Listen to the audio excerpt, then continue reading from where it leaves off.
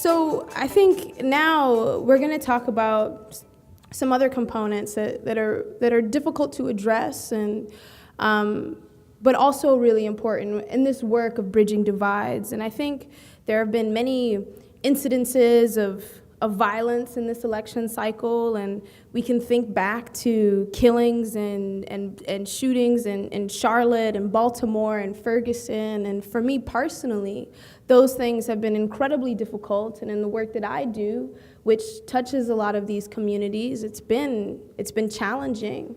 And I think, our country's race divides and the divides between police and communities that they work in as one of the oldest divides that we experience in our country. And so I think we'd like to start our opening plenary with the following three speakers that are going to share some of their experiences that they've had doing this important and difficult work of bridging this sort of divide. The first person that I'd like to welcome up to the stage is Ms. Shelby Brown, the Managing Director at Everyday Democracy. She has long time been involved in community organizing, participatory democracy, and racial justice. So please, warm welcome for Ms. Shelby Brown.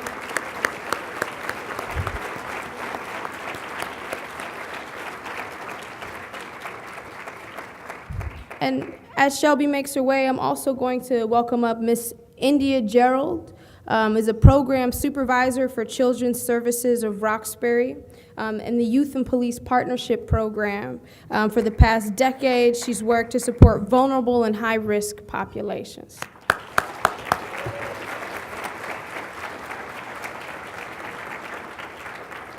And then last but certainly not least, join me in welcoming Mr. Robert Dahm, an educator, researcher, practitioner, and private consultant. He serves on the inaugural board of Reconciliation Canada, which is leading the way and engaging Canadians in dialogue and transformative experiences that revitalize relationships between Indigenous people and all Canadians.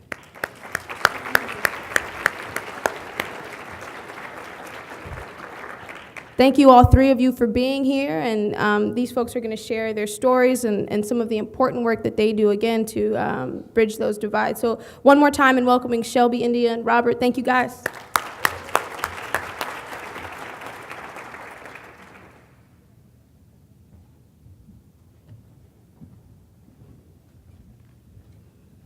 Thank you for that introduction, and I sat there for a second thinking, does that mean go now?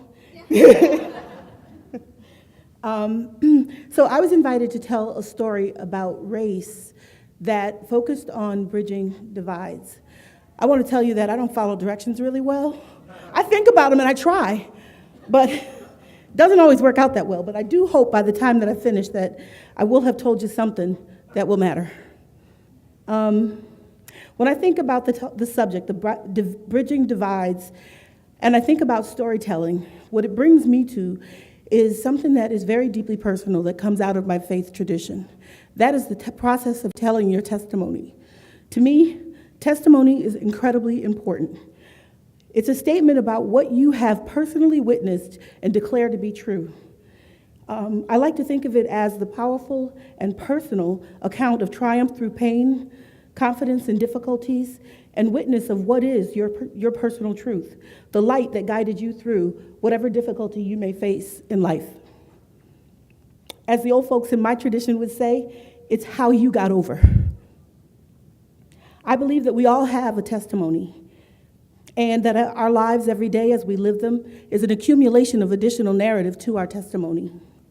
I also believe that by sharing our testimonies, we can connect to each other in deep and powerful and transcendent ways, particularly ways that help us overcome pain, difficulty, challenge, and resonate with who we are as human beings.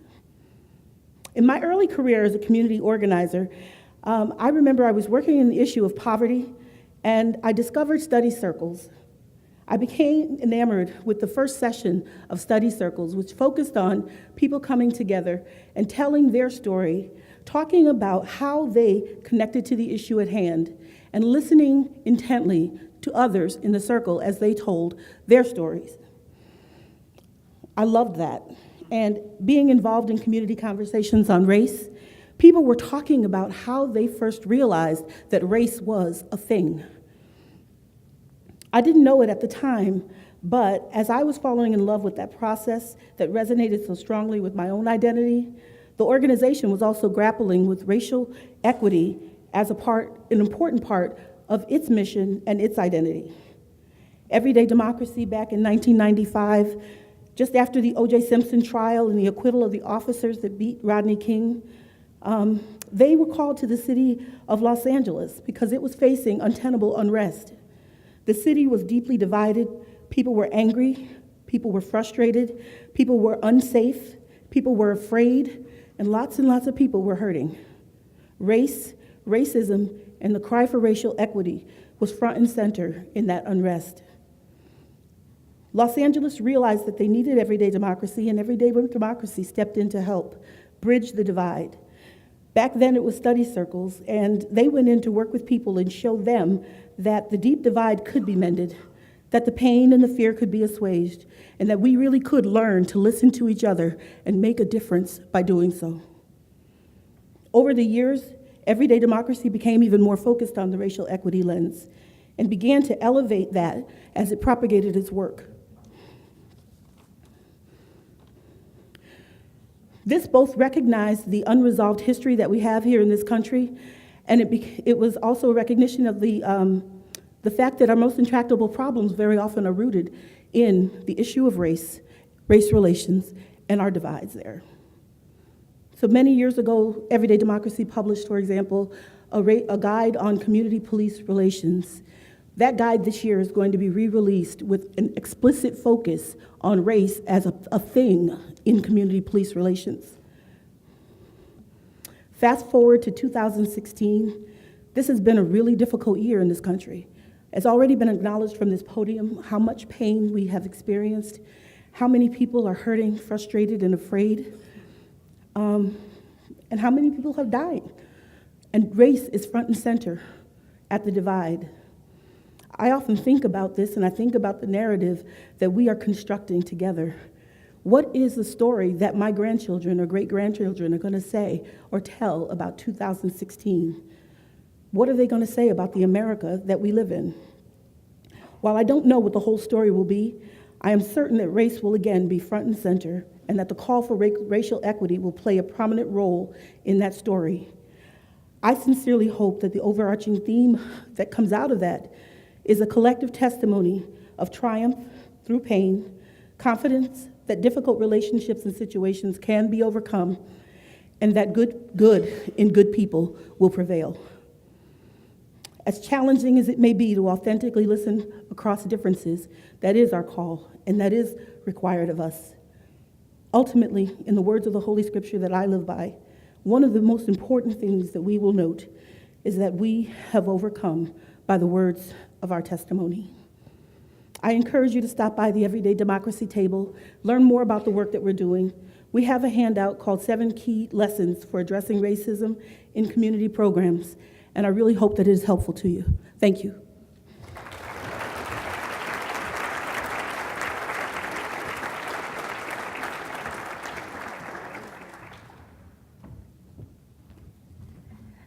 That was amazing, right? Thank you so much for sharing that.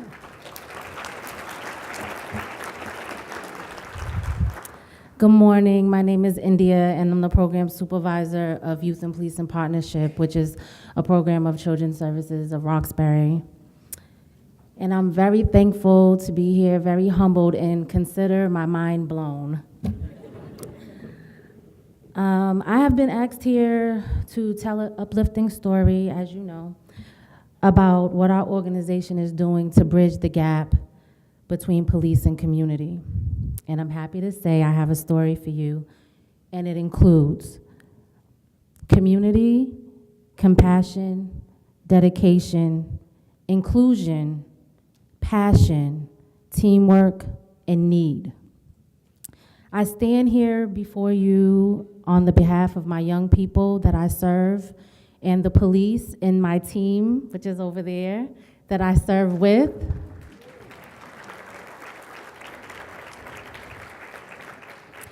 And I would like to give you a short piece of our program's history. Our program started over 20 years ago by a reverend, a police officer, and a community member. At the height of gangs, violence, and police distrust. 20 years later, we are still dealing with similar issues. Community violence and police distrust being two of the biggest when it comes to police and community relations. As a program, we work to better the relationship between police, community, and our inner city youth.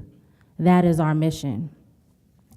I have to be honest, when I was invited to speak here at this conference, I knew that I wanted to encompass the voices of all of our stakeholders.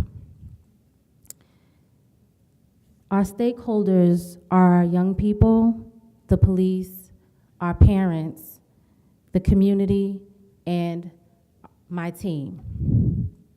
It was essential to me that their voices were a part of my story. So what I decided to do was interview them all. I was kind of taken aback by what I found interviewing them.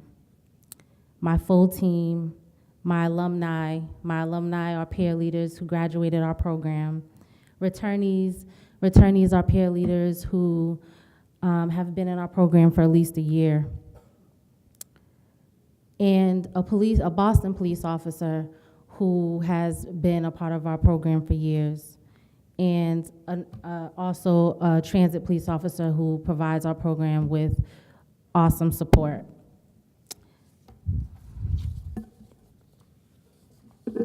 I have all these papers. Our vice president and a parent. That's all the people that I interviewed. It was a lot. After interviewing all the parties, it was cemented to me that our program was a special program, because every single person I interviewed named the specific components in our program that supports the bridging between police, youth, and community. And this is what they said. They said, roundtables. Roundtables are one way in which we bridge the gap between youth, police, and community. Now, I'm going to tell you what roundtables are. In our program, roundtables are discussions that our young people facilitate with other youth, and our Boston Police and our Transit Police are a part of that discussion. One young lady in particular said to me, and I had to hold my chest because it was, it kind of brought my whole story together. She said, if you think about it, when we go to other organizations and we hold these discussions, we bring community. And sometimes we feel tension, we have officers in the room and the officers feel it and they will talk with the kids from the other programs or crack jokes with the young people from the other program. She said, when it's all said and done, we gain community when we leave. I said, excuse me? I said, so you're saying that our program, what we do and how we do it, we're able to bring community wherever we go, and that when everything is said and done, we gain community when we leave? She said, yes. I said, girl, you're good. She said, I know I should be a writer.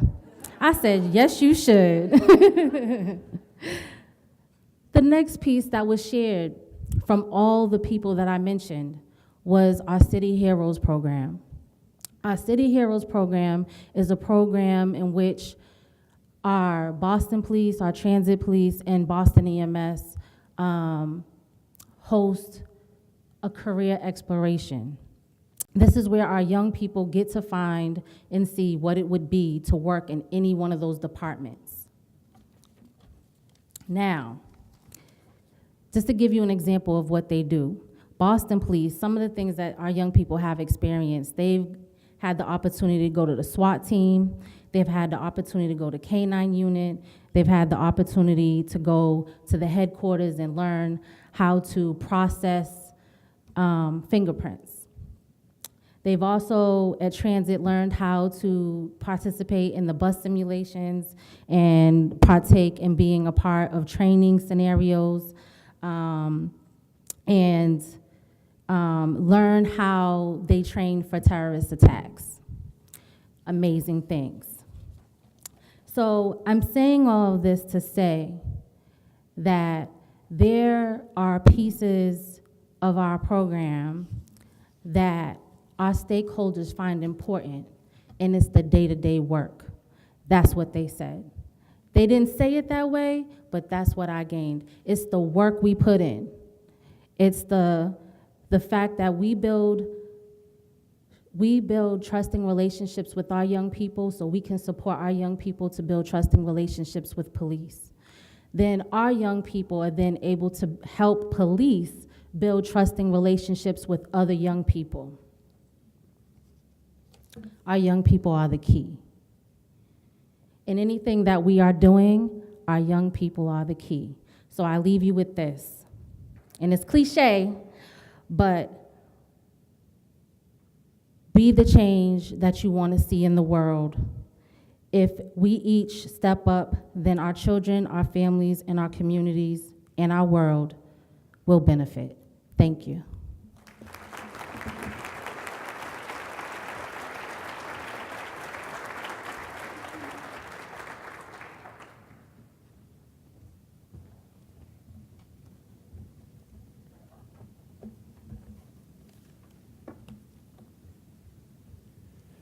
Good morning.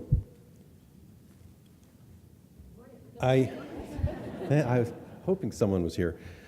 I confess, when I first read the book, The Imposter Syndrome, and my late mother, who was a radio broadcaster, was reading it and doing a program on it, I didn't quite understand it. I sort of understood it intellectually, but it is something that I feel very keenly at this moment, being a non-Indigenous person, speaking for Reconciliation Canada, which is an Indigenous-led organization. However, you should know a little bit of the background. I consulted with our entire board of directors, with our CEO, Karen Joseph, the eldest daughter of the hereditary Gwiwinuk chief, Robert Joseph, and I received their official permission, both of the organization and of the board, to be here representing Reconciliation Canada at this moment. So I bring you official greetings from Reconciliation Canada, from Chief Joseph, and from our Indigenous-led board.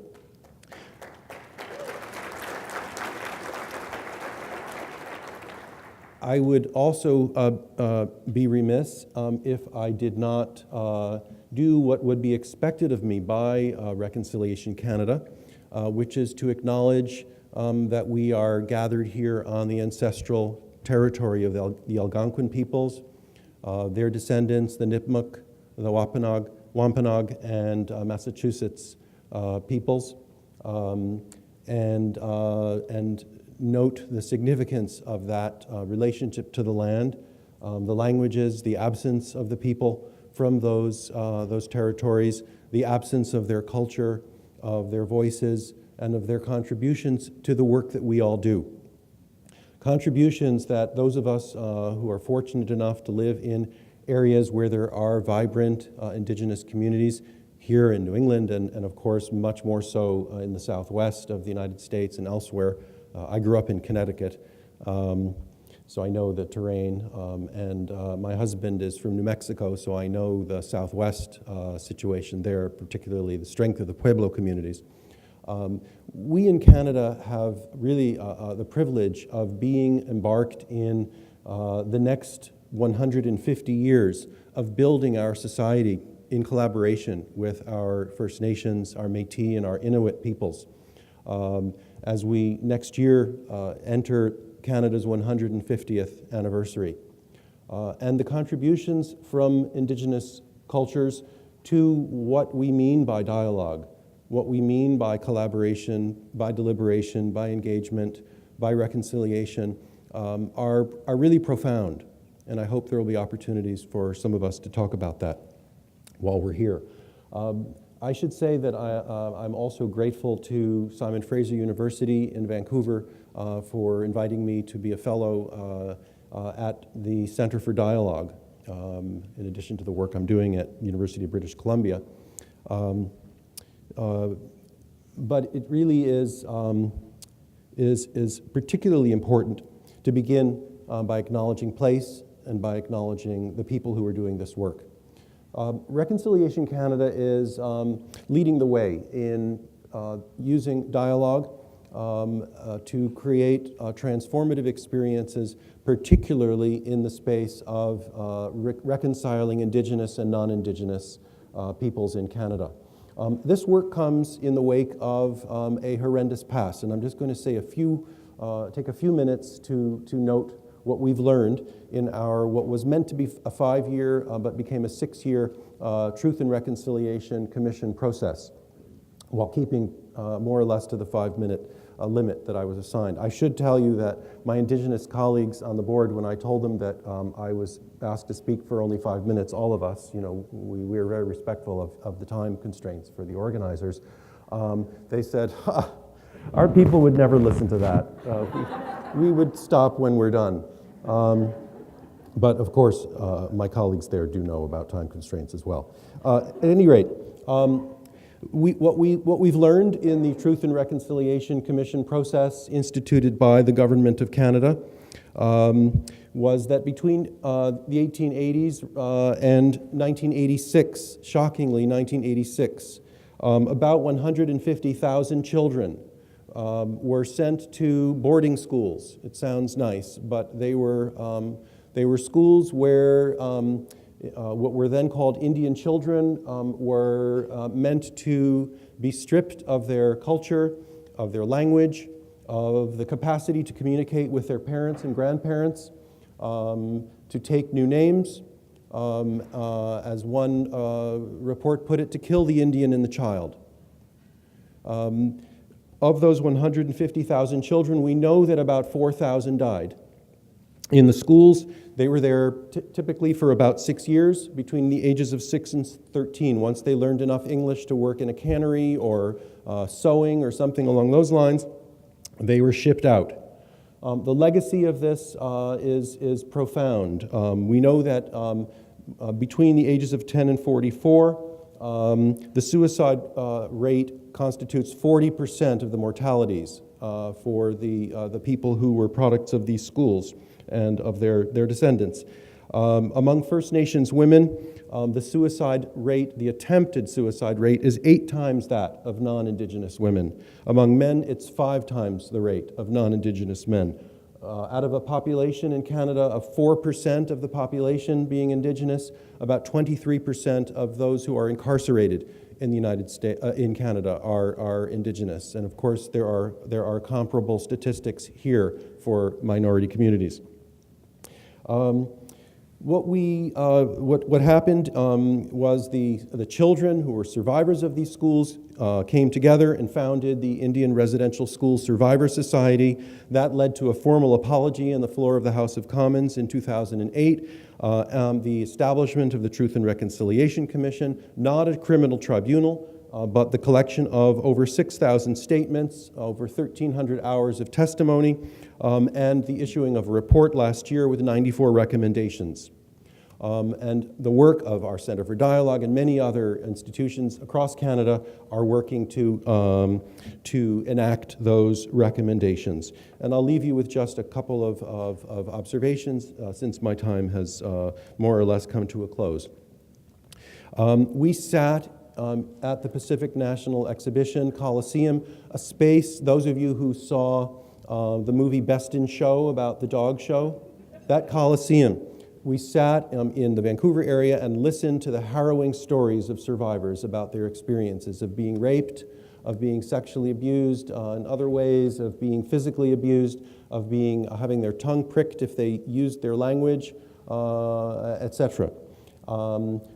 Only there did I learn that that very room was the space where Japanese Canadians were interned before they were shipped out of our cities to camps at the outbreak of World War II.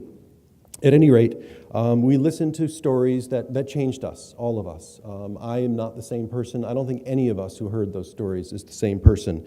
In the words of Marie Wilson, one of the commissioners, she said, really, the question is not what do Indigenous people have to do to lift themselves up. That is a question, but that's not the only question. The more profound question, Marie Wilson said, is how does Canadian society have to heal itself? How do we overcome, as she put it, our own collective ignorance? And as Chief Joseph, the Reconciliation Ambassador for Reconciliation Canada, and one of the 4 elders who advised the former Prime Minister of Canada in the apology from the government, put it, our future and the well-being of our children rests with the kind of relationships that we build today. And I think that's really what the work that we're all trying to do is about. Building relationships and looking together at what we can do to heal our society, not to fix somebody else, not to lead somebody else, but to play our role together, collectively, in healing our societies. Thank you very much.